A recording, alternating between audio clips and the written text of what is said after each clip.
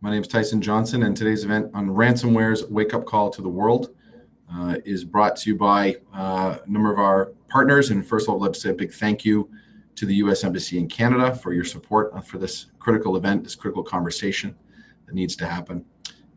Today, you'll hear from three great speakers who bring great insights into this topic. Megan Stiefel from the Global Cyber Alliance will be the first speaker today as we move forward. And then Philippe Amann, who joins us from The Hague in Europe with the European Cybercrime Center at Europol. And then here joining us from Canada is Dr. Gabriela Nicolescu at the Polytechnique Montréal, who will speak to us as well. So we have three incredible speakers lined up to tackle the issue of ransomware and the impact that we all face and how these issues are being addressed head on. So today, we also like to say thank you to all of our CIPNet members who join us. The Critical Infrastructure Protection Network is a phenomenal membership that we are seeing growth in with infrastructure owners and operators, industry, academic, and government partners across the country and internationally. So thank you all for joining and participating today. I also want to thank one of our CIPNet members and partners, INSEC-M, who provided us with today's platform that we're using for this particular networking and presentation event. Again, my name is Tyson Johnson. I'm the CEO of CyberNB and the Critical Infrastructure Protection Network, or CIPNet. We are a not-for-profit that's focused on global active coordination between industry, government, and academia. The goal here is to drive innovation and maturity in cybersecurity through collaboration. And so what better topic for us to collaborate on today than the issue of ransomware and what's being done. And I think, as you'll hear in the presentations to follow, collaboration is key and participation is key across industry, government, and academia.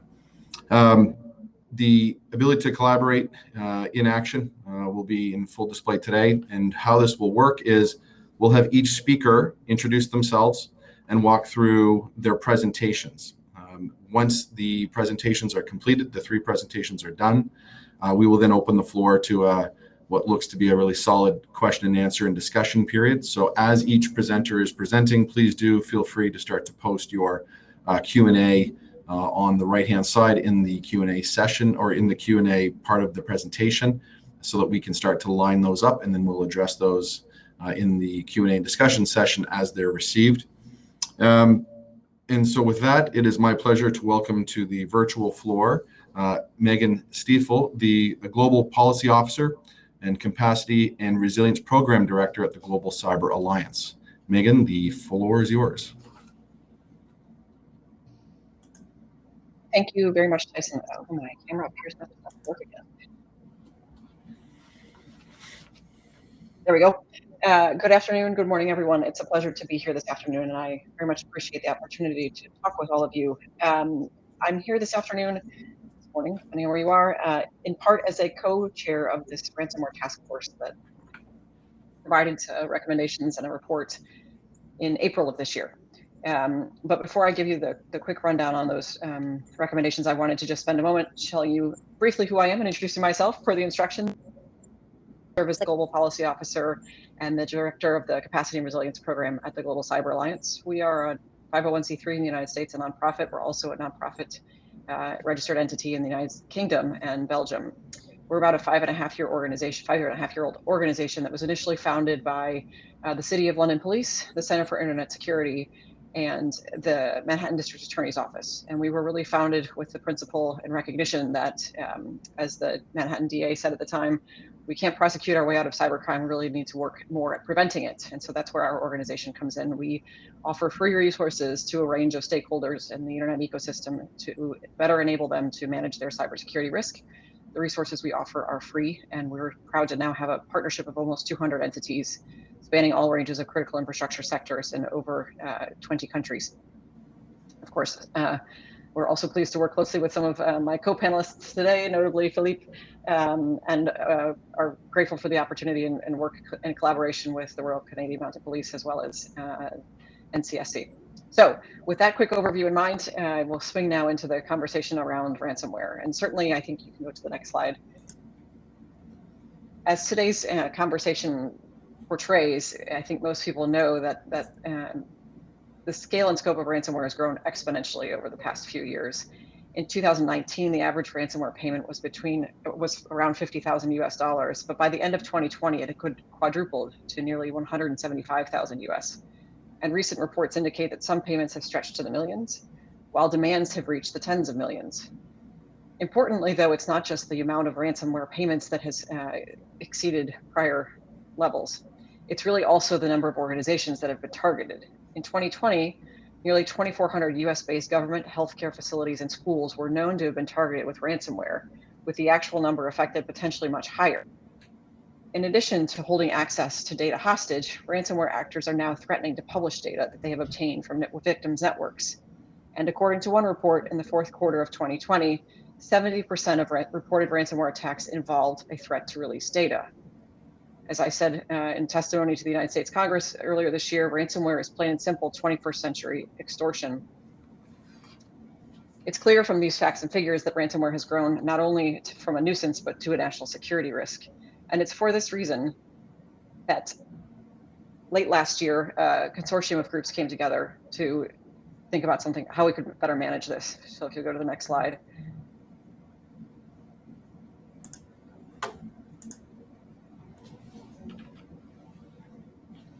This slide shows you the scale and scope of the problem that I was just referring to, and also the need then for many of us to recognize that their collective action needed to be undertaken to combat it. If you'll go to the next slide. So in late 2020, over 60 experts from industry, government, academia, law enforcement, and international organizations came together to work hand in hand to develop a set of recommendations. We were fortunate to publish those recommendations in April. And it's among the things that's important about this group is really I was impressed by the multi-stakeholder nature of it. So we were fortunate to have not only experts from governments, but really a cross-section of industry. We had participants from technology companies, from insurance, from the cryptocurrency market, as well as a number of nonprofit organizations. And we found that this collaborative effort was more than successful in developing a set of recommendations. We came up with over 60 recommendations as well. As I mentioned, the report launched in April of in April of this year. If you'll go to the next slide, please. I wanted to briefly touch on the key recommendations of the report. And the first really was to recognize that we need to better deter ransomware attacks. In order for these issues to discontinue plaguing our economy and the global economy, we need to obviously have fewer of them. But really, deterrence alone will not suffice. In order to do so, we also need to, secondly, disrupt the ransomware business model, thinking in particular about the types of currency actors in this space, the fact that some of them are not subject to regulatory measures, and that they span the globe. The third primary recommendation and priority is to look at better helping organizations prepare to manage the ransomware risk. We've known that preparation is key to all cybersecurity risk, but in particular ransomware, where unfortunately many of the first actors have been victimized and caught flat-footed, when in fact they could have probably been in a better position had they better prepared. And the fourth priority for the work and the framework that we evolved was to better also help organizations respond and recover from ransomware incidents. If you'll go to the next slide, please. So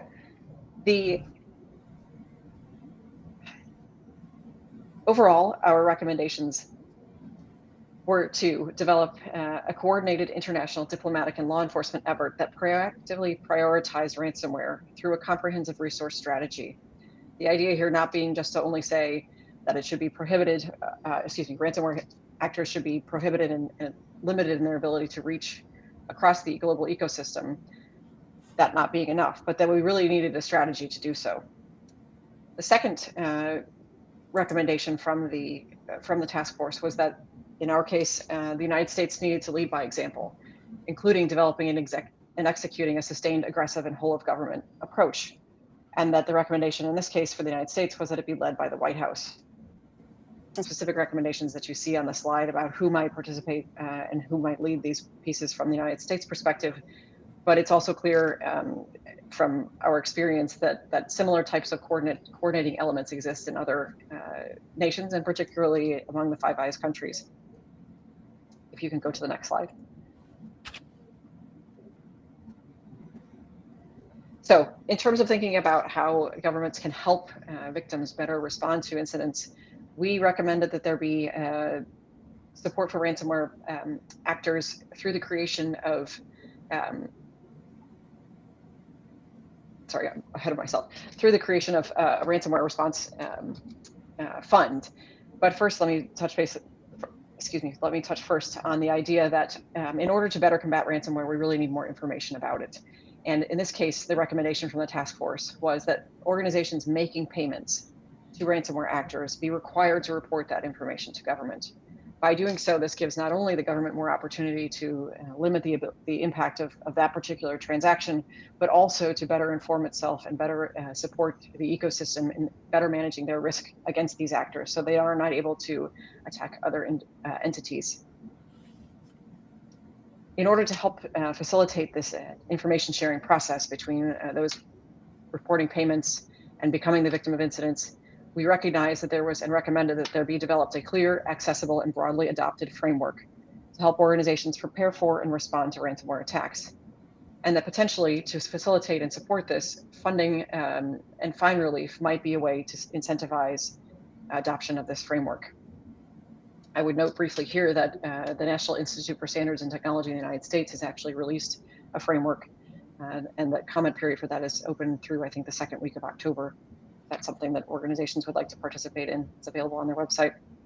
The third piece of our recommendations involved and the recognition that the reality is that the payment of ransoms is really what's still driving this, and that if we had a better ability to enforce against these entities that are making these transactions, we could stem the tide of ransomware. Thus, we needed to look at requiring cryptocurrency exchanges, kiosks, and over-the-counter trading desks to comply with existing laws. These include know your customer regulations, anti-money laundering rules, and combating financing of terrorism. Again, thinking about the international collaboration that already exists around these types of transactions outside the cryptocurrency space, and really not creating something new, but extending what exists to already existing effective frameworks. Next slide, please. So here we talk about briefly, I wanted to touch base on really the idea that we have around how the United States and Canada can take the lead. Certainly our governments have both made steps, and particularly in the United States, but we've also heard from our Canadian counterparts this idea that there needs to be prioritization around ransomware, and that pressure needs to be exerted upon nations that are supporting or otherwise complicit in ransomware actors operating from their jurisdiction. But we also need to incentivize cooperation and be proactive in resource-constrained countries. There is an opportunity to build capacity both among small businesses and other actors who may be the next victims of ransomware, but also to better equip law enforcement to investigate ransomware. And the organization that I work for is pleased to offer some support in that space as well. The objective 2.2, as you see on your slide, was really this idea of targeting ransomware. And for those of you following the news recently in the United States, the Department of Treasury is reportedly working to make some additional moves in that direction, even as soon as this week, potentially tomorrow or the day after. And we think that we look forward to those steps being supported by members of the G7 and elsewhere in really bringing a collective action against the payment of ransoms through cryptocurrencies. Thinking about disrupting critical, and certainly also wanting to bring a holistic approach so that it's not just the payments that are investigated, but also the actors, and that obviously requires support from jurisdictions from which they're operating, as well as those through which they may, so to speak, transit. The need obviously there for collective action can't be understated. The last couple of actions talk about this framework that I mentioned, and certainly recognizing that particularly companies around the world in part look to the cybersecurity framework that was developed by the National Institute of Standards and Technology in collaboration with US and other international industry partners as a good basis point from which to really drive consistent capacity across the ecosystem to better combat ransomware. But of course, we still need to draw attention to this issue. And so the need for government-backed awareness campaigns and tabletop exercises can also help us leverage the existing capacity and build upon it so that organizations are better prepared to manage their risk. Finally, we do recognize, and building off of this framework that we're looking to be finalized possibly within the next 6 months in the United States, organizations affirming that they are supporting or implementing this framework, the recommendation of our group was that they potentially be afforded assistance in refusing to pay ransoms if they're able to demonstrate their compliance, or if it's voluntary, their adoption of this framework as a way to potentially receive the benefit of US funds. And there's legislation pending in the United States that's considering the development of these response and recovery funds. And so other nations may decide to follow a similar approach. And the last is really to think about how we can better equip the private sector to respond to ransomware attacks. This may come in the form of additional guidance, including around the payment of cryptocurrencies, but also thinking about whether we have the best incentive structure in place to help organizations not only combat ransomware, but a range of other incidents.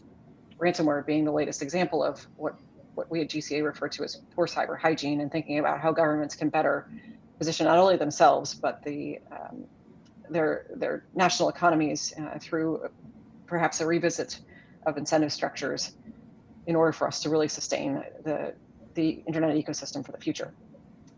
So I think that's my last slide. Thank you, Megan. And for everyone on the participating here today, start to put your questions into the Q&A, because we're going to go through them in the order that they're entered.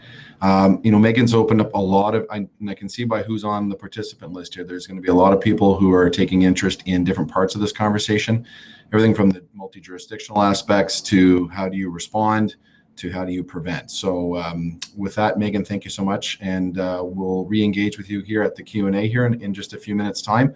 And with that, I'd like to welcome our next speaker to the virtual floor. Philippe Amand is based in The Hague, Netherlands, and is the head of strategy, expertise, and stakeholder management with the European Cybercrime Center at Europol. So phenomenal segue into the multi-jurisdictional aspects and the action aspects of ransomware. So with that, Philippe, bienvenue à la planche, à la podium aujourd'hui, and we welcome you to the stage.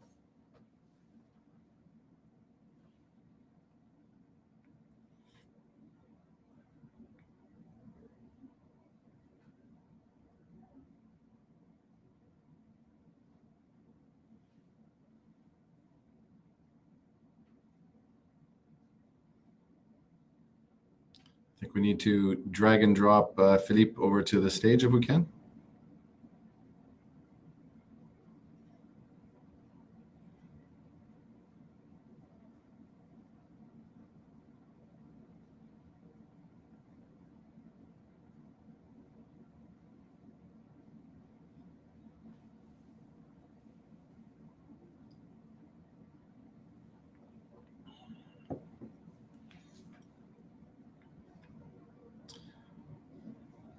Stay tuned. Technical glitch here as we get Philippe here to the stage as well.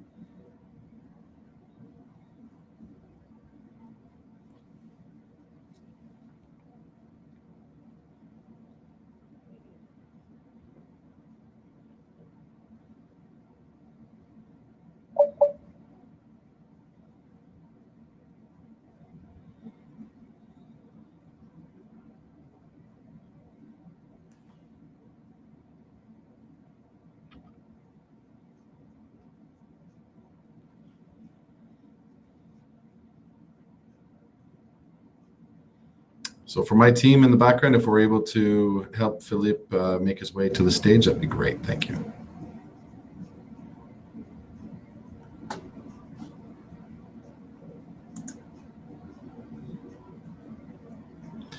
Okay, so we're on the fly here, so we're going to be skipping forward to Gabriella. Philippe is having technical difficulties. This is the new world order of all things COVID and global. So we will adjust on the fly. So Dr. Gabriela Nicolescu, welcome to the virtual stage here today. And with that, I welcome you to introduce yourself, and I will advance to your slides so they're available to you as you present. Great. Hello, everybody, and thank you for inviting me to this interesting panel. So I'm Gabriela Nicolescu. I'm professor at Polytechnic in Montreal in the Department of Software Engineering, Software and Computer Engineering. Of course, I'm doing research in the field of security, mainly related to the design for the security. I'm also involved in the founding of a startup offering solution for security. So I prepared also a set of slides that will be soon on the screen, I suppose. Thank you very much. So as it was said in the previous presentation, the ransomware is on the rise, and the targets are very diverse, from the key infrastructure to small companies. So I think it may be a possible target for ransomware.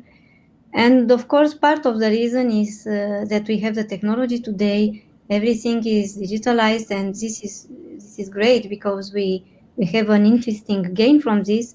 However, we rely a lot on the technology, and in some cases, we don't know exactly from where is the technology, what's inside in the equipment, from where is the hardware, from where is the software. Is there something that is not good? So there are a lot of questions and aspects that we still need to look into in order to be sure that everything is secure. So my presentation today is from a perspective of supply chain. And if I can have the next slide, please.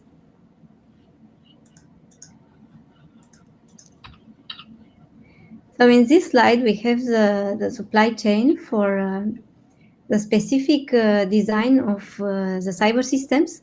So we see that the suppliers are hardware or software suppliers, and then is going to design the different systems that go to the distribution centers and then to the retailers, and then they go to the customers.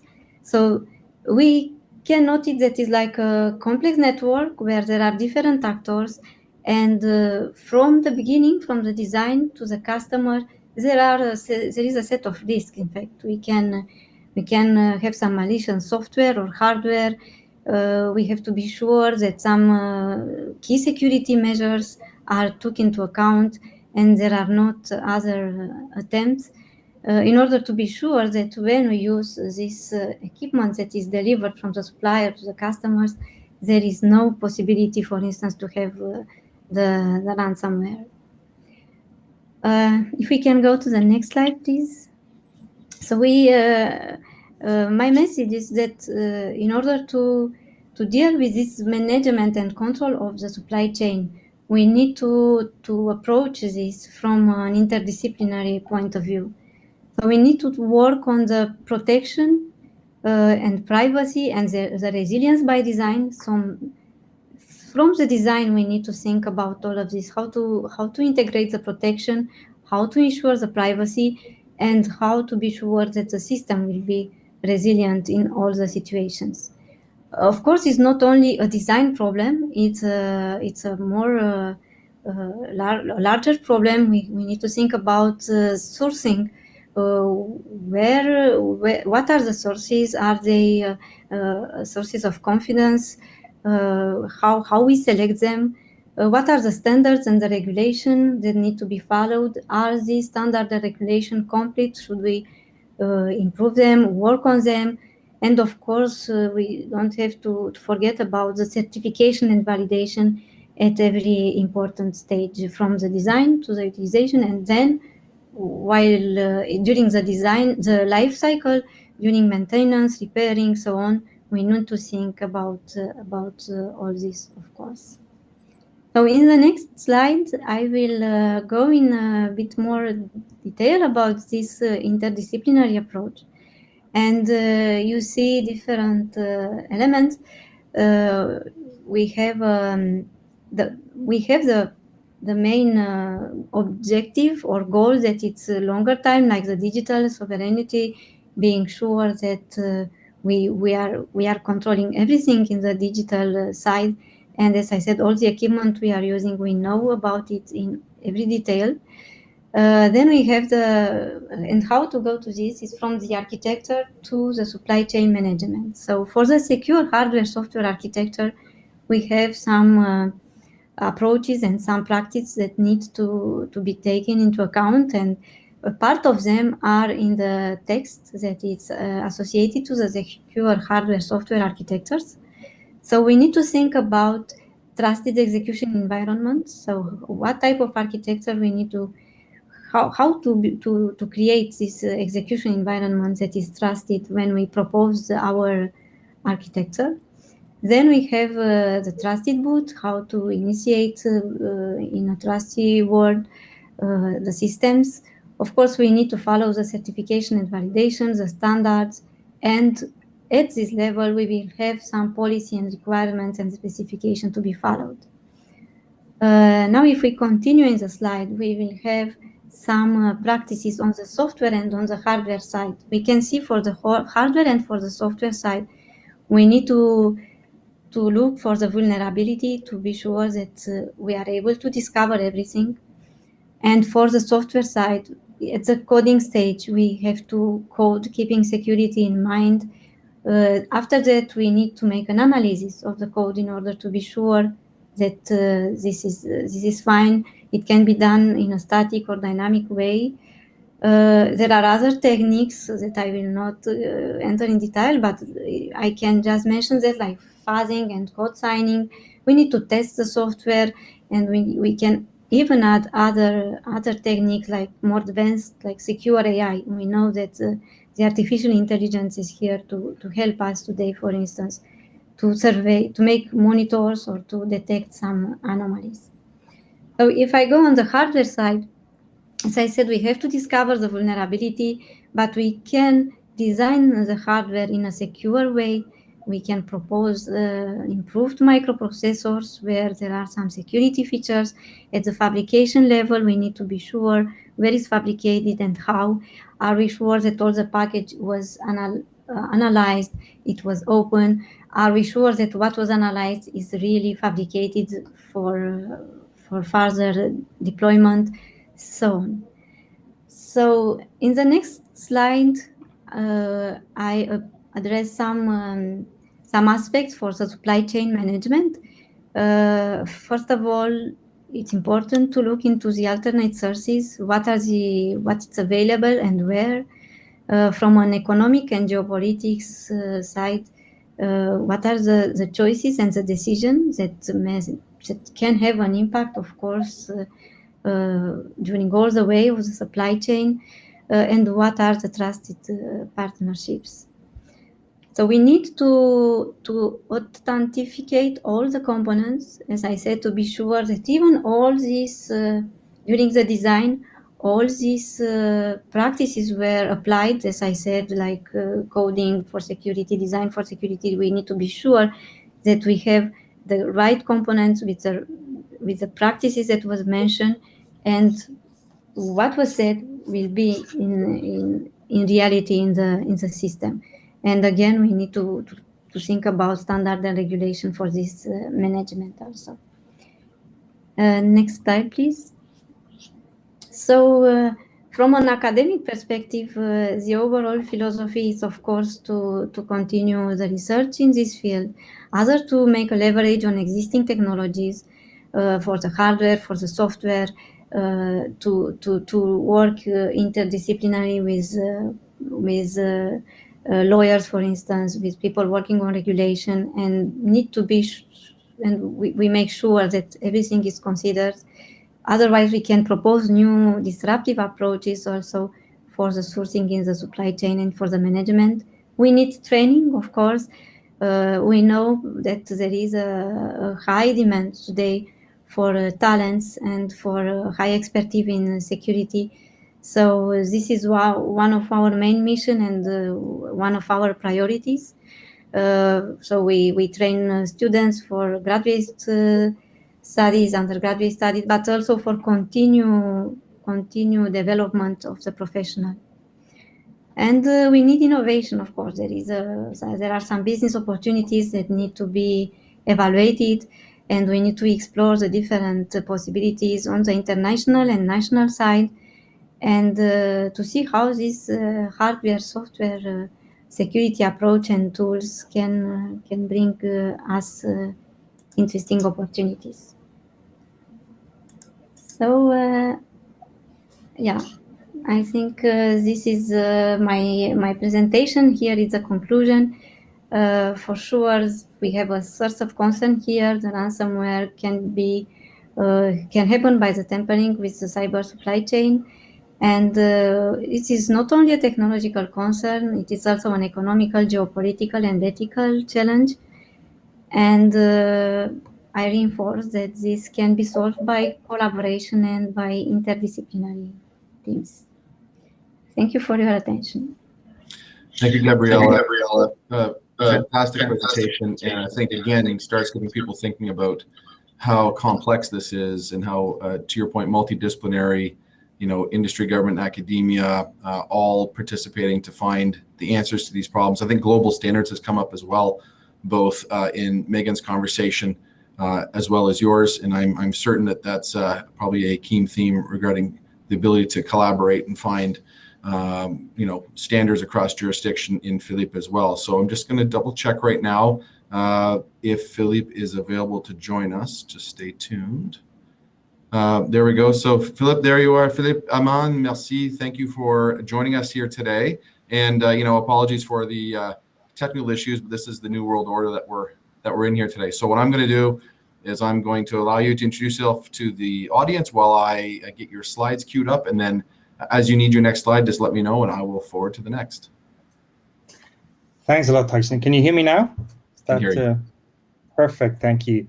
My apologies, but it's actually a good thing now, because basically what I can say is, whatever Megan and Gabriela said, I fully supported that. So I can immediately switch to the Q&A session. But I think it's really good. Obviously, as you said, it's collaboration, working together, having an international network, that we need to pull together to face the threat of ransomware. And as Gabriela said, it's going way beyond the financial damage. It really is a cybersecurity risk that goes threatens everyone. It threatens critical infrastructure, healthcare systems. So you name it. So we really need to have that international response. I'm waiting for the slides to come up, so I'll just keep on talking until I see them. So basically, perfect. Let's just go to the next slide. And what I wanted to do is just give you sort of the law enforcement specific view on the threat of ransomware. Before I start, just a quick, introduction of who we are. So Europol, the European law enforcement agency, we are here to support member states, well, the 27 EU member states, in their investigations against serious and organized crime, terrorism. That includes obviously cybercrime. But we also work with a number of non-EU partners with whom we have an operation agreement, such as Canada or the US. And we are, in essence, we are a service provider. So basically, we provide top-level expertise, be it in the area of cryptocurrencies or, combating the criminal abuse of encryption, analysis, digital forensics.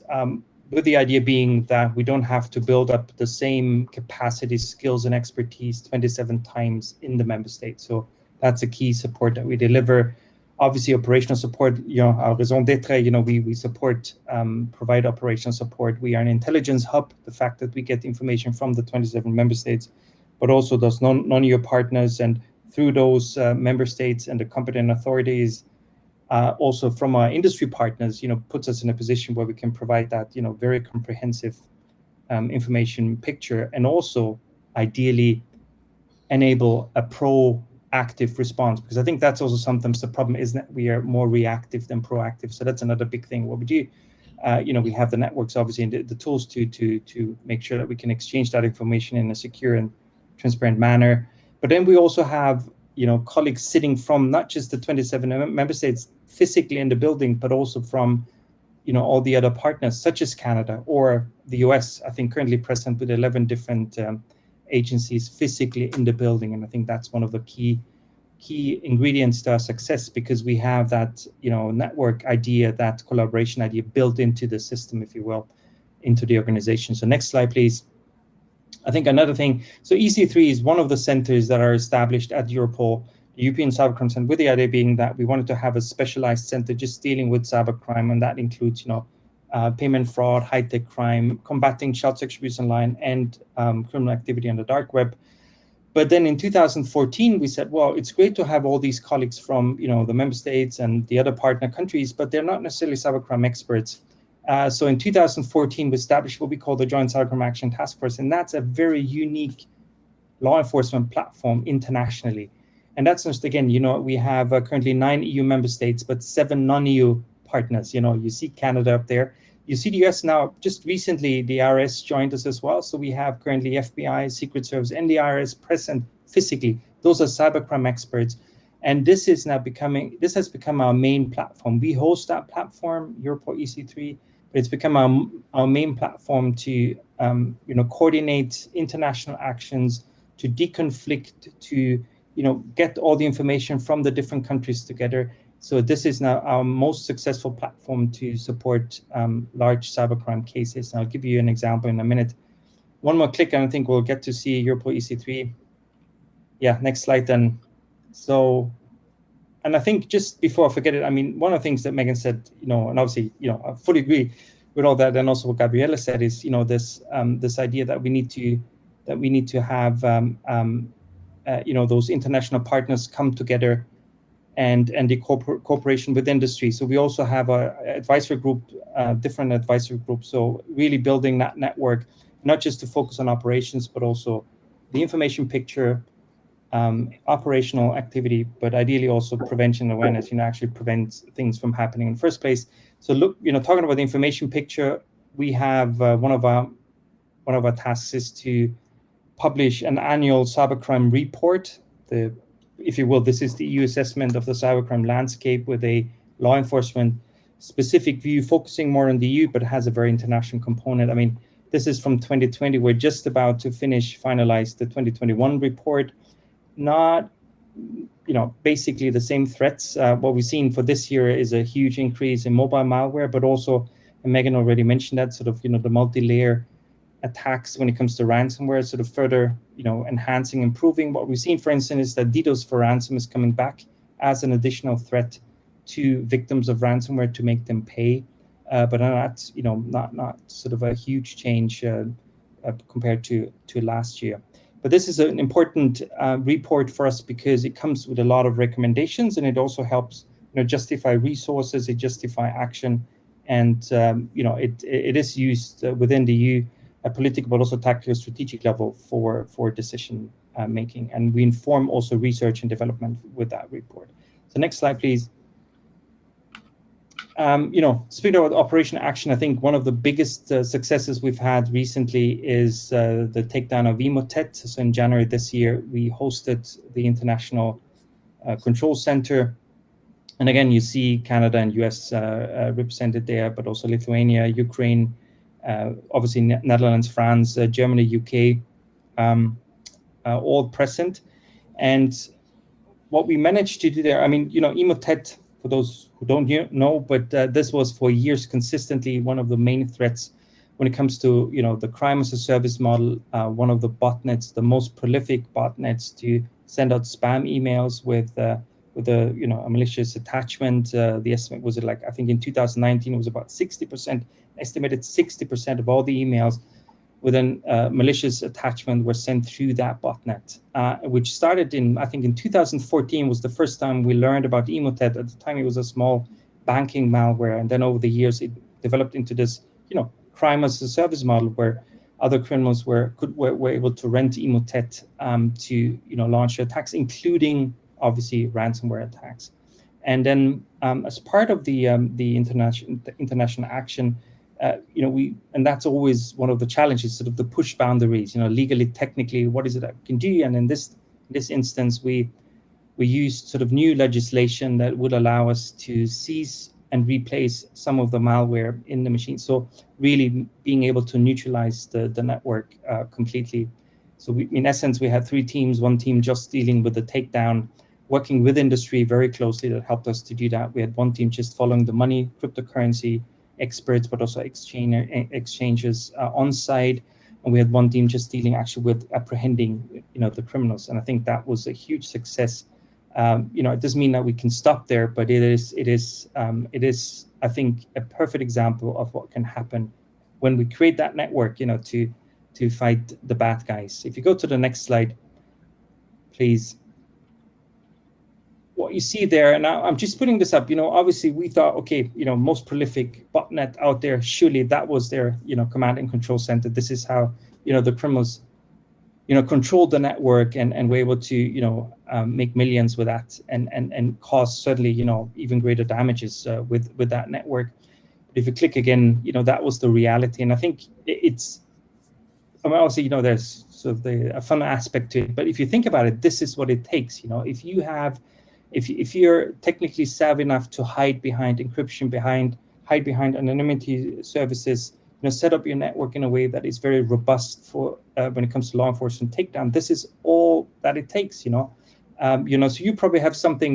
When you go to your SOC, if you have one, that will probably more look like the left picture. But this is reality. What we have to face as the good guys, the defenders. Next slide, please. Now, speaking of, the operational part, which, you could say that's the gold standard, we go after the bad guys, we have a, sort of an impactful result, a sustainable result, a long-lasting impact, hopefully, at least, when it comes to Emotet. But really, the focus should be on left of boom, prevention and awareness, and not, preventing actually, either from the ransomware attack from happening or to provide actual victim mitigation. And I think could not think of a better example than the No More Ransom initiative, as we already mentioned. And, like Megan is, and the Global Cyber Alliance is one of the supporting partners. But this is something that started about 5 years ago. It was 2 companies, Kaspersky, McAfee, the Dutch police, and we said, well, we have these tools, we have those private keys, we need a place to provide them to potential victims or actual victims of ransomware. And that, over the 5 years developed into a platform. We know this is externally hosted. Nobody gets any money from that. This is just for the greater good. And available in 37 different languages, currently 120 different tools that you can download for free to decrypt, more than 20 different ransomware families. We have currently 170 different partners. So by the way, if you want to become a partner, reach out to me after that session. But the key thing is we just had the 5th anniversary in July, and, very rather conservative estimates, because we don't collect statistics from all the tools, but we've been able to help more than 6 million victims. And sometimes those are individuals, but sometimes these are large corporations. And we've been able to, prevent more than $900 million in ransomware payments going into the hand of criminals. And I think that's a great result. This is just, everybody coming together, industry partners, law enforcement, CSIRT community, academia, and just supporting this. And I think that's a great resource. So, if you ever become a victim of ransomware, please do check out the No More Ransom platform. If you click again, we just gave it a new look and feel, so it also looks a little bit more professional. But just don't forget, this is out there. If you want to become a partner, please do reach out. It's a very simple procedure. We just ask you to, promote it using your channels, and we'll put your logo on our site. Next slide, please. And then, recommendations. I'm not going to dive into those recommendations, but, sort of as a, tongue-in-cheek meme, I wanted to use that because what we see is that you can, in terms of not becoming a victim, covering the basics, just increasing the cyber security baseline, having things like multi-factor authentication, those things can really make a difference, because guess what? We know that, from the criminals, the ransomware groups, if you have MFA installed, activated, they'll just move up to another victim because they have so many, and they'll just not, it's just not worth the effort for them. So there are a number of recommendations that you can implement. And there are, of course, the harder ones, like asset management, vulnerability, and patch management, which you also need to cover, backup management, and incident response. But again, there are a lot of many simple things you can do. So next slide, please. I'm coming to the end here because I'm interested in the Q&A session. And obviously, to pay or not to pay, that's always the very big question for victims. And I fully get it. I think my key point here is, before I go just quickly through some of the arguments why you could pay or not decide not to pay, is that whatever you do, have that information, that decision ready before you become a victim. Don't rush to the decision. You make it up. Have that decision or that decision process before you become actually a victim. So from our perspective, there are a lot of very good reasons not to pay. You're dealing with criminals. You don't have any guarantees that you're going to get your data back, because your data may be compromised. Even the best case scenario, you get the decryptor. Well, guess what? It might take you days, if not weeks, to restore your data. So worst case scenario is, you've paid the ransom, you got the decryptor, but you still have the outage of a week or even longer than that. We know that in some instances, your payment will finance other forms of criminality. And guess what? Once you've paid, you're very likely to become a victim again. They keep a list of that. So, what are the reasons to pay? Well, you may have an insurance. If you click again, please, or, the cost of the outage is much higher than the cost of the ransom. There's obviously business continuity. Think about, the healthcare sector, hospital. But, again, the point being, just the fact that you paid and got your decryptor doesn't mean that you won't have an outage. So really, from a law enforcement perspective, and now here, do not pay. Work with law enforcement, work with us. And because that, information that you may have and that you can share with us, that might be the missing piece of the puzzle that helps us to complete an investigation. If you click again, I think that's the end of my presentation. Yeah, thank you. Philippe, thank you so much. Appreciate the insights. And we remind everyone to put their questions in Q&A, but I also was reminded that this is an interesting platform where we can actually bring people in with their faces, and they can be live to ask questions if they want. So we can always look at trying the technology as we go through, but there are some great questions that have been lined up here in the chat. So perhaps for my team, if they can maybe bring all the presenters back up onto the stage virtually, that we can have kind of a collage of us up here on the screen, and then I'll start firing through the questions that the participants are putting forward. And if anyone is brave enough or raises their hand, that we can actually get them to be up on the screen as well to ask their questions. But again, thank you to the three of you for your presentation. So we'll start into on questions. The first one is regarding the ransomware task force recommendations. What is the appetite to implement? And I'm assuming that means the appetite to implement across the governments that are involved or the partners that are involved. So maybe just a conversation around appetite to implement. Megan, perhaps that's a question to you. Sure, and hopefully you can hear me. My mic wasn't working for a second Yes. there. So we're pleased, quite pleased actually, to see a number of governments take action that is consistent with the recommendations of the task force. A couple of examples of that would be, I mentioned, there's rumors that started late last week, but continue today in the United States with respect to action by the Finance Department, our Treasury, against potentially exchanges and mixers and others who are in the cryptocurrency space in trying to stem their role in this by sanctioning them. We have also seen by the U.S. Department of Justice standing up its own task force and thinking about and taking a more holistic approach, particularly through this requirement to consult with what's called main justice. So the Attorney General's office, together with what we have our offices of United States attorneys throughout the U.S. But on a more global level, I would say there were positive statements, I think, both by the G7 finance ministers, but also I think in the G20, if I'm remembering correctly, we also saw statements out of the UK around the time of the incident that happened in the US against the Colonial Pipeline, which I think actually had impact probably in Canada as well, a bit. So we're certainly seeing efforts by governments to take on the recommendations. It's important, though, I think, that there's also a critical role for industry, that industry plays in this space. And I would say that there are at least two.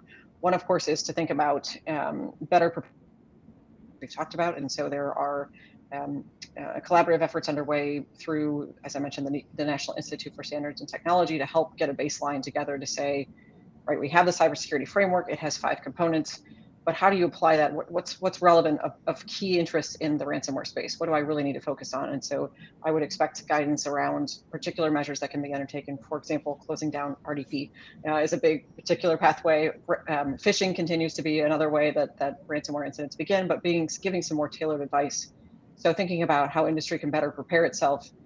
At the same time, though, there's this issue that I think Philippe was terrific in hammering home is, if you become the victim of a ransomware incident, it really is critical to share that information with the government, with law enforcement entities, not so that they can re-victimize you. In fact, I'm hearing today in conversations with U.S. government counterparts, they are not interested in re-victimizing the victim, but really thinking about how you can better support your fellow citizens, if you will, and the thinking about not wanting to be, or rather thinking about helping to protect others by sharing the information that you have.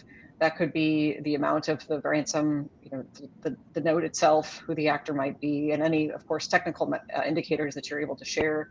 Law enforcement, and not only one particular law enforcement, really the global law enforcement community, the more information that they have, the better they're able to combat and hopefully help you, which was the case in the Colonial Pipeline incident, right? They worked closely with, we're told, the US FBI, the Deputy Attorney General in the United States made a comment, though, cautioning to say they were able to recapture a lot of the ransom payment that was made in that particular incident, but also wanted organizations to know that may not always be the case. And so it's not to say, go ahead and pay, and then maybe the FBI can collect it or some other law enforcement entity, but really thinking about it's not just the collection or the recouping the payment amount, but really the data that being a victim can help other potential victims actually not be victimized. So wanting industry and other partners to be proactive in preparing, but also as they're responding to make sure that they're not just thinking about themselves, which they should do, but thinking about how they can support the broader ecosystem. That's excellent. I know collaboration and sharing information is not easy at the best of times for organizations. We deal with that on a regular basis, trying to drive some of our key initiatives with collaboration. So I certainly appreciate and applaud the work that you're doing there. The next question here on the list, I think is the opening of a Pandora's box of conversations around, risk mitigation, risk transfer, and risk acceptance. So this is a question around cyber insurance. And I know this is an issue that gets more and more conversations around the topic of ransom and ransomware issues and organizational risk management. So the question is, as more organizations continue to try to invest in cyber insurance as part of the risk management strategy, how do we prevent this from becoming a motivating factor to the bad actor? Or can we? Are we seeing that already, where it's the identification of those that are insured are the ones that are targeted, or like where do you see the role of cyber insurance? Maybe Philippe, throw the question at you and get your thoughts on what you're seeing around your ecosystem.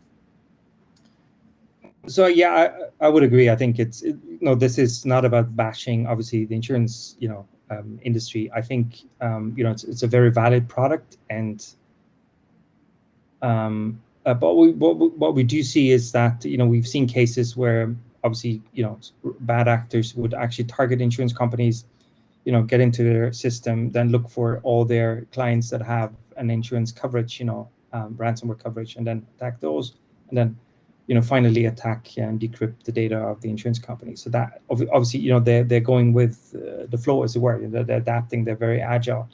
So in that sense, I think there is, I think, room for improvement in a sense that I've heard of cases where the insurance basically said, well, what's the cost of restoring the data? Is that than the ransom? Okay, we're going to pay the ransom. And I think that's probably not the right way to go. I think insurance companies can really help us in ensuring that we have, organizations have proper cyber hygiene measures installed that are following certain standards, best practices and whatnot. So to really make sure that they have a very high cybersecurity baseline and all the necessary processes in place, that they check normal ransom as one of the resources and other free resources before they consider paying. But I think right now I just feel that there is sort of some more tweaking necessary to make this more effective, because worst case scenario really is that you get attacked, your insurance covers the ransom. Obviously that is not an ideal situation, but having said that, I think there are many other models where insurance companies can really help increase cybersecurity, mitigate the risk, and then you still have that small part that you can transfer to the insurance company. But then again, I'm not the top expert in that area. It'd be interesting to hear what. Well, it's a fascinating topic of conversation, and I really don't think, I think the insurance sector is still quite newborn in this entire field. And I know if you think of typical insurance plays where, and I've heard conversations around the autonomous vehicle and what happens when it hits someone or it makes the wrong decision. Do you sue is it the car company that's going to be subrogated, or is it the manufacturer of that sensor that's going to be chased for the monies that they had to pay out? So Gabriela, coming out from the hardware software product side, are you seeing any conversations, or are you hearing anything from the insurance sector around where their mind is at regarding, if I'm a company and I've bought the cheapest products I can so I can be efficient and effective, and none of them have any type of cyber resiliency built in? Is that an issue you're hearing about from the insurance side? I heard a few discussion about who is responsible, for instance, for what. If there is an attack discovered, who is responsible? And for instance, in automotive, I know there are several tires, and in most of the cases, they go from a tire to another. And it's true that sometimes it's the small companies that provide us more software that can need this effectively.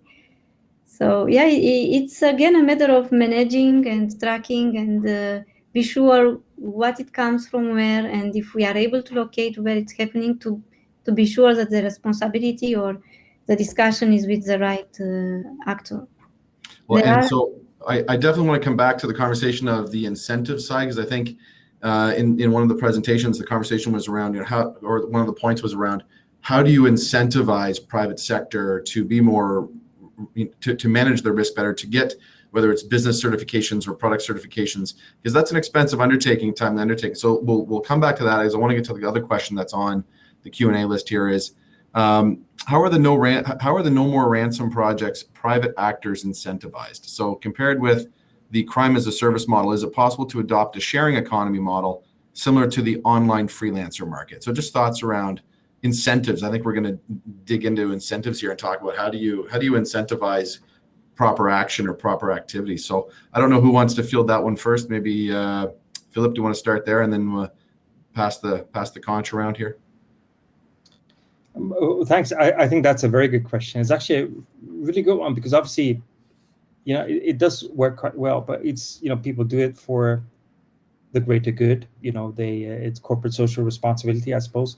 Some of the companies like, Palo Alto Networks, I think they actually have that as part of their strategic vision, to do something, for society in general. So it seems to work. However, having said that, I think there is probably some friction with the ransomware mitigation, economic, sort of economy that has been established. So obviously, if I were in that space, I wouldn't be too happy with a free resource like No More Ransom. So maybe that's something to look into. Like I said, it's completely free.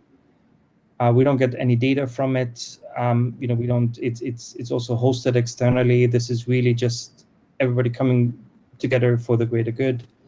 And maybe there are limits to that, and then maybe that could be a model to explore. So I think that's certainly a good question. But again, be interested to hear what others think about that. Megan, what are your thoughts when you look at your four key pillars there that you mentioned? One's around preventing, the other one's around how do you take the right action when something's happened. So what are your thoughts around how do you properly incentivize in the ecosystem to get the right type of bank? Like what's the best place? Is it incentivizing small and mid-sized businesses that are in the supply chain to get cybersecurity certified, whether that's the CMMC in the States or the CSC in Canada or the Cyber Essentials in the UK? Is that like where's the biggest place to put the effort in that you can see based on what's happening today? if I have to pick just one, that's a tough one, and apologies, it looks connection is not great. That was not I who went off camera, but the ghost in my machine, speaking of ransomware. So, I think for small businesses to become certified, it's not a simple feat. It's not to say that it's difficult, and certainly not difficult by design, and that there are organizations, self-promotion here, like ours, who are trying to help the small businesses and other kind of gap entities, or kind of those who've been challenged by the marketplace, to become more secure. But I think too, really looking at that's kind of down the market line from where we are with products coming to market. And I would point in part to, as part of the executive order that the U.S. government issued in May, there's a conversation around, again, trying to move the needle and making better and more secure products come to market.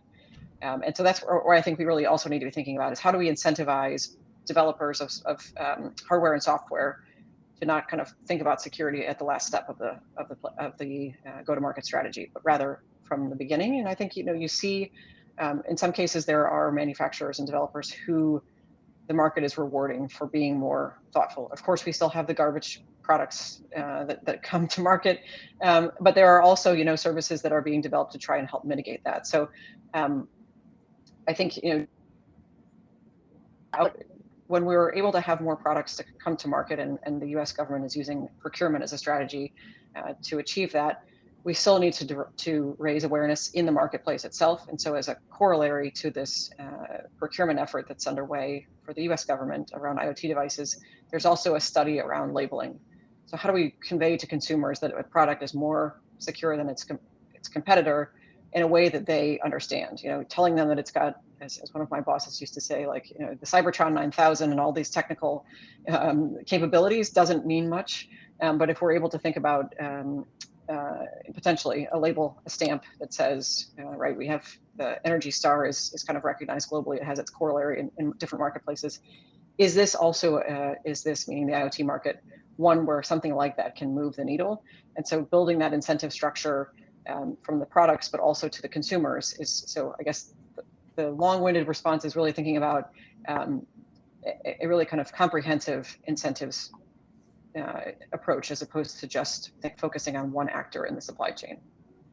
No, that's and what a challenge that is. I mean, in a past life, worked for a global electronics manufacturer, and you look at the consumer goods sector, and once you're past new product introduction, where maybe there's margin and maybe people care about the components that go into that product, eventually it all just becomes commoditized, and people want the cheapest, best product I can get. And then you look at sectors like aerospace and defense, where they have those rigorous standards in now, and there's enough, from a business perspective, there's enough margin in it that they can invest in the right components to make sure that it's safe and secure. So maybe, Gabriela, from your perspective, I mean, looking at the global supply chain and looking at the bill of materials in most products that everyone has in their house or people use in their businesses, how do you get to that place that Megan's talking about, where it's we want to do the right thing, but man, I don't want to spend 4 times what it costs to buy the right thing product? How do we kind of find that happy medium? What are your thoughts around that? Well, there are several ways, of course, to select the right product that guarantees the right security level. It's not an easy task. However, I think the transparency, the openness, when it's possible, it may be interesting. For instance, if most of the actors are ready and open to provide their code to be analyzed, to be, if not certified, at least analyzed by some security experts, I think it will work, because if one actor is doing this, then they have more clients, and the others, they have no choice than doing this. And once that we have this transparency, when possible at least, then it's easier, because you have more clear criteria and the confidence it's higher. Otherwise, well, we need good test of good tools for validation of the security level of hardware or of software. So it's a matter of methodology for the security level assessment. which requires expertise and tools. But I think it's important. It's an investment that it worth, as we can notice from what is happening. And I know on the global standards side, here in our organization, we participate in the Paris Call working group on global standards, as well as the Charter of Trust around IoT, IIoT, and OT technologies. So we're obviously big supporters of global standards. You know, how do you do global supply chain procurement if there's no global standard as to what your Energy Star equivalent is in the technology space? You know, how do you help ensure that even if your business is secured to a certain level of certification, that you ensure that your downstream suppliers and partners are?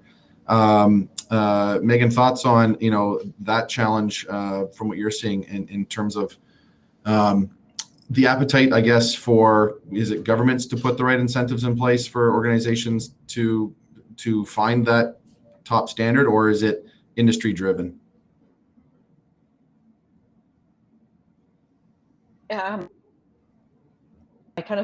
My sense is that it depends. It's where you sit is where you stand a bit. You know, in the U.S., I think my sense is that industry is quite keen to have industry lead this effort, and that perhaps kind of the threat of regulatory requirements has pushed industry to move more quickly than it was, say, 4 or 5 years ago, or even 10 years ago, dating myself a bit. Whereas I think, you know, in other regions, there is already a regulatory environment that's fairly far down the track, so to speak. And there may be less resistance to government leading that space. But I think overall, my sense is, not having been in an industry, so portraying my lack of personal experience there, I think having heard from them over the years, it would be better if, but it really needs to be meaningful. So where we have development in standards bodies, it needs to be, the standards need to be of sufficient heft so that we're actually making progress and not continuing to kind of get by with kind of what gets by is kind of the least common denominator. We really need to see progress in the security and capabilities of devices. So certainly nudges from government and kind of that kind of stick, if you will, can help hopefully make progress go ahead. But certainly wanting to be mindful of, in many cases or in all cases, you know, so much of development comes from industry, and where they have an opportunity to lead, but also are able to advance security is, I think, where we want to be. Now, and I'm going to ask my team to keep me on track time-wise, because we could talk all day on this. So the other question I want to throw out there, and Philip, we'll start with you here, would be around, so we see it here with what we're doing and trying to educate and help build maturity around cyber awareness in groups like the municipal entities in this country here in Canada, who are, you know, woefully, in most cases, unless you're one of the super, you know, large cities here in this country, quite often you're understaffed. You don't have the right people on staff, and so you have this group that may be less aware of all the intricacies and what to do. So you have chief administration officers and their teams. What are your thoughts around, you know, the education side here? What needs to be done more faster, if you will, to hit some of these soft underbelly groups who are very prone to ransom type events? Well, I think, you know, sort of philosophically, the philosophical answer would be, I think, you know, in general, I think when it comes to education, raising awareness, I think we need to start, you know, way back, you know, way early, you know, meaning schools, you know, we need to become, you know, cybersecurity, cyber resilience, knowing how to, you know, be safe online. I think that needs to be part of our, you know, basic education, just like we train our kids to, you know, survive in the real world. We need to teach them also, or the schools need to also, and the parents as well, teach them how to survive online. So I think that's sort of more the philosophical answer to that question. I think specifically, you know, looking at our model, and of course, there's obviously the $1 million question is, you know, was it effective? What have you done in terms of prevention awareness? And that's very hard to measure. But what we do basically is we have a lot of times, you know, when it comes to ransomware, for instance, we use any kind of operational activity to look for prevention and awareness campaigns. We, for instance, have another example would be obviously, ransomware is, one of our main threats, but, business email compromise, huge problem still. We have money muling. For instance, what we do, on a very regular basis, we have a European money mule action. And the last one, I think, was supported by more than 1,000 banks, financial institutions, not just within the EU.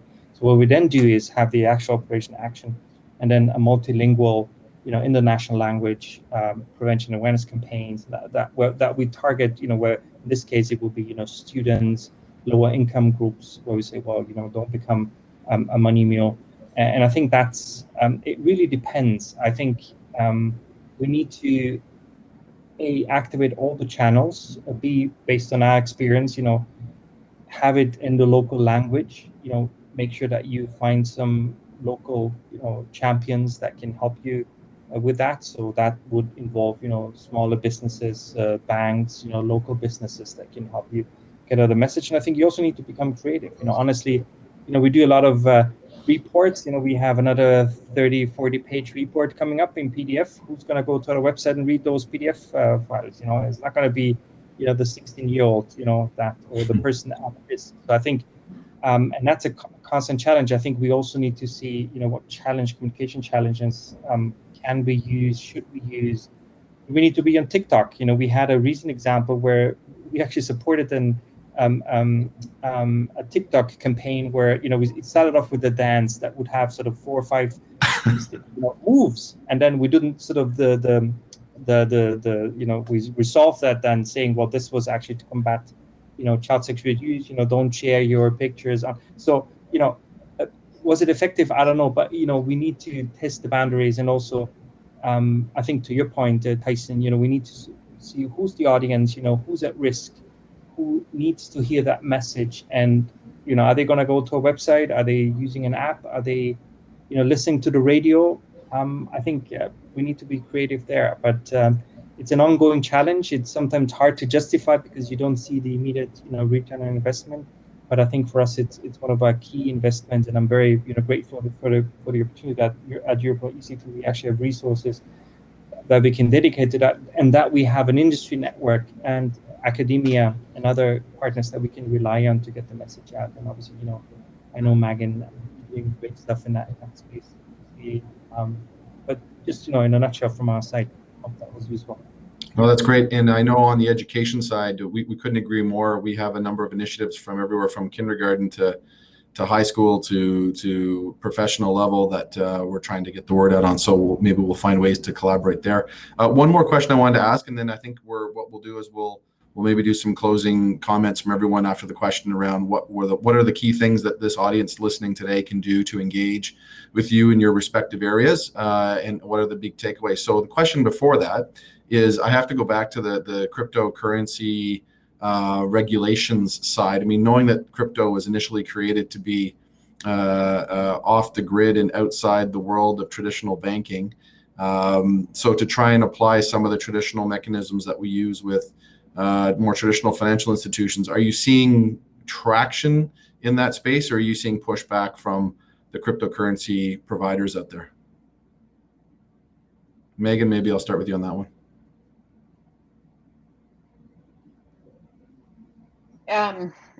So I would say that we had in the ransomware task force a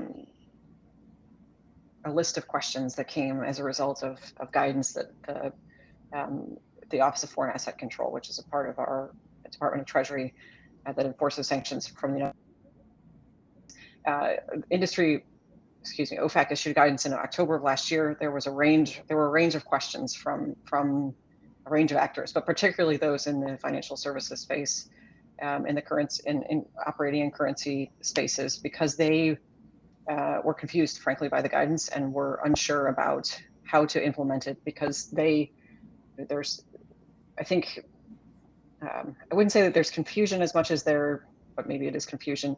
When we talk about ransomware, there's kind of an immediate reaction that people think that those making recommendations on how to combat ransomware are trying to get rid of cryptocurrencies, and that's not the case at all, right? Really, it's thinking about wanting to support the use of cryptocurrencies for common market transactions, but not to, I think, the good points that Philip made about where, particularly in the ransomware case, cryptocurrencies can funnel other societal harms. And so there is, I think, interest from those in the cryptocurrency space to comply with existing and to have the law apply consistently across the global economy. So there, I would say, nobody wants to have additional regulatory measures put on them. I think from the industry side of things, that there's no, never is that free. At the same time, though, I think there's recognition that if where the guidance is clear and where we can get to a place where there is consistency, and so that a cryptocurrency exchange in the U.S. is subject really to the same regulations or similar regulatory framework in a different market, that if some form of regulation is necessary to get us there, so that we're better able to push the bad behavior off, they are open to it. I don't know that I wouldn't say welcome per se. Again, I mean, it's nothing is for free, but I think there's less pushback than might often be perceived. Yeah, good point. I mean, I think as things go more mainstream on the cryptocurrency side, the cryptocurrency providers are going to have to adhere to best practices, otherwise risk being shut down or being taken off of the mainstream. And I think it's two things are happening. One is you're seeing maturity within the crypto market that we didn't see 10 years ago. And two, I think to your point, people governments are saying, look, you don't get a free pass here on proceeds of crime or criminal activity. We don't give free passes to the chartered banks. Why would we give it to you? So that's fascinating going to be to watch how that all unfolds going forward. So last, we'll do a little roundtable on the final question here before we allow everyone to go back to the networking that's on the platform until the top of the hour. But after today's conversations and hearing what's happening in the space, I guess one question I guess everyone here I want to pose to you is, what can the participants on the call today, so you have industry, government, and academia on this call today, you have groups that are either MSPs or supporting industry, et cetera. What is the call to action from each of you about what these participants on this call today can do when they leave here today? Is it, get registered and sign up and participate? Is it force multiply the messaging? What is it that we can all do that's going to support the resiliency and the safety and security that the three of you talked about in your different areas? So Gabriella, I'll talk with you today. Maybe you can lead it off on what's the call to action around product safety and security that you want to make sure people are paying attention to. Well, for sure, security it's a global concern from the citizen to the supplier. So it's a matter of responsibility and consistency. So we need to work together in a common framework, let's say, which is clear and consistent. And we need to make each of us our part of job.